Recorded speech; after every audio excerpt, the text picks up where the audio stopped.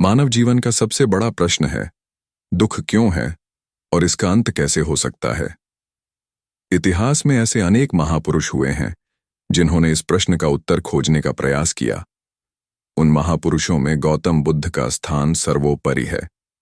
बुद्ध ने केवल ज्ञान का मार्ग ही नहीं दिखाया, बल्कि करुणा और दया से परिपूर्ण जीवन जीने की प्रेरणा दी। करुणा शब्द का अर्थ है किसी और के दुख को समझना और उसे कम करने की सच्ची इच्छा रखना। करुणा केवल सहानुभूति नहीं, बल्कि सक्रिय प्रयास है जिससे दूसरे का कष्ट घटे।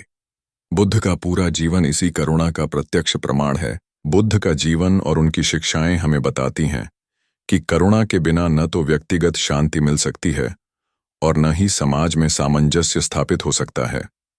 उन्होंने यह स्पष्ट किया कि जब तक हम केवल अपने स्वार्थ में डूबे रहते हैं, तब तक दुखों से मुक्त नहीं हो सकते। मुक्ति का मार्ग तभी खुलता है जब हम दूसरों के दुख को अपना मानकर करुणा का अभ्यास करते हैं। आज का युग भौतिकता, प्रतियोगिता और संघर्ष का युग है।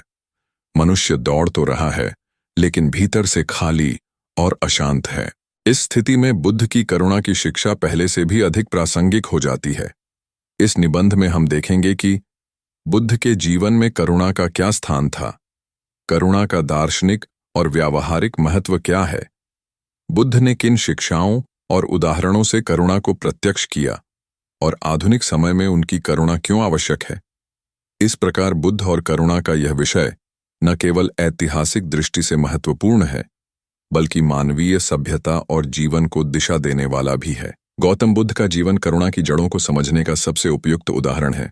उनका बचपन, युवावस्था, ज्ञान प्राप्ति और फिर उपदेश काल, हर चरण करुणा के भाव से ओतप्रोत है। जन्म और प्रारंभिक जीवन। गौतम बुद्ध का जन्म 573 ईसा पूर्व लुम्बिनी, आज का नेपाल में हुआ। उनके पिता शुद्धोधन शाक्य कुल के राजा थे और माता महामाया अत्यंत धार्मिक एवं करुणामयी थीं। जन्म के 7 दिन बाद ही माता का निधन हो गया और उनका पालन पोषण महाप्रजापति गौतमी ने किया। राजमहल में बुद्ध को हर सुख सुविधा मिली, लेकिन जब वे बड़े हुए तो महल से बाहर जाने पर उन्होंने 4 दृश्य देखे।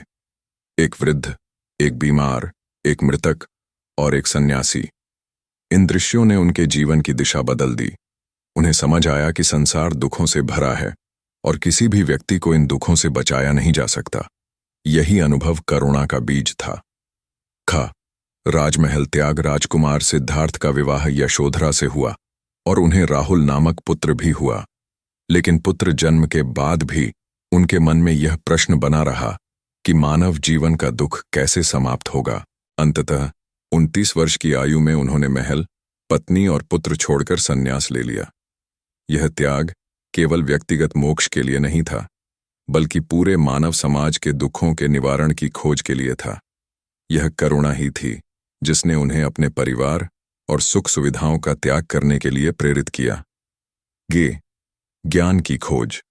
सिद्धार्थ ने कठोर तपस्या की, गुरुओं से शिक्षा ली, लेकिन उन्हें लगा कि न तो विलासिता और न ही अति तपस्या से दुखों का अंत संभव है।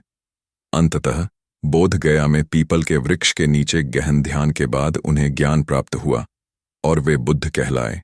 उनके ज्ञान का सार था, दुख है, दुख का कारण है, दुख का निवारण संभव है, दुख निवारण का मार्ग है।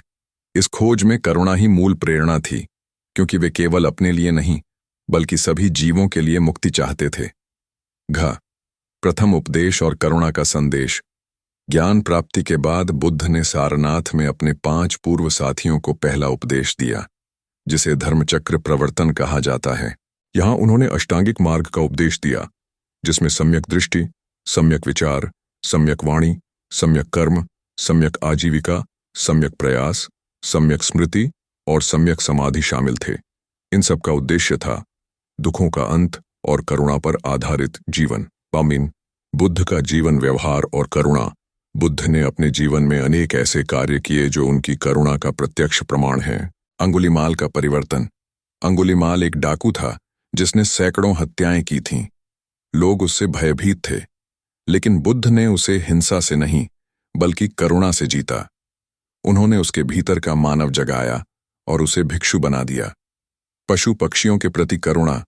बुद्ध ने सिखाया कि करुणा केवल मनुष्यों तक सीमित